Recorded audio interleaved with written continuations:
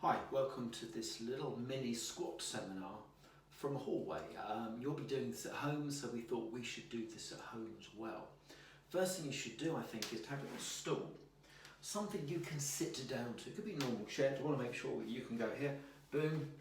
So if something happens with your balance, you know the worst that's going to happen is you're going to end up sitting on a stool. So let's start. First thing I want you to do is just identify a few things. I want you to walk up and down.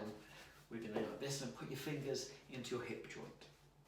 Next thing I want you to do, I want you to take your heels and put them under your shoulders. Now your shoulders are sort of here, your heels are sort of there, so it's not an exact science. We'll be playing around with your foot placing over the future, but for now, roughly heels underneath your shoulders, whatever that means.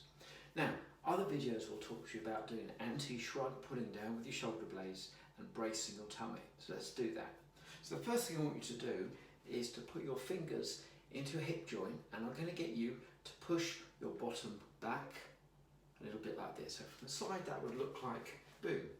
Notice that my hip goes back, my shoulders come forward.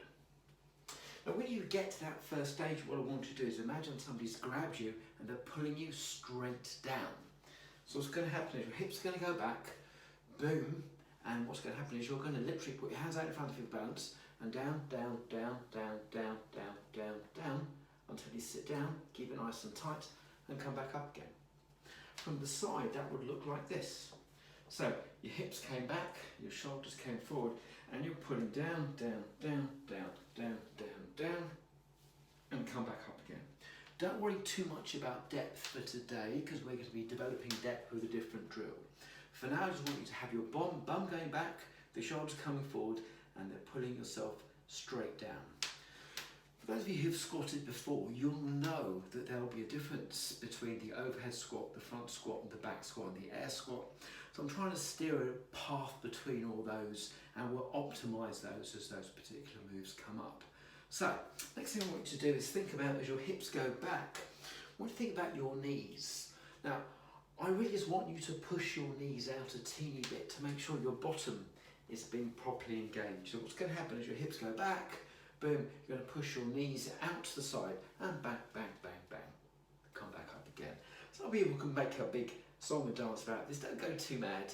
Just a little bit of tension there. Hips back and down, boom, boom, boom, boom, boom, and back up again. It's got to be better than wobbling them here. This obviously looks silly. This is always going to be a little bit on the borderline. So what we tend to say is hips back, knees out to the side, back up again.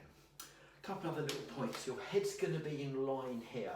So you're not going to crank back. This will stay here, in line here. So your hips come back, boom, coming back up. You have to keep tension in your tummy. So what you're not doing is trying to arch through your back. With any luck, that gets you going. The other little videos in this course should optimize that. Well done. Thanks for listening.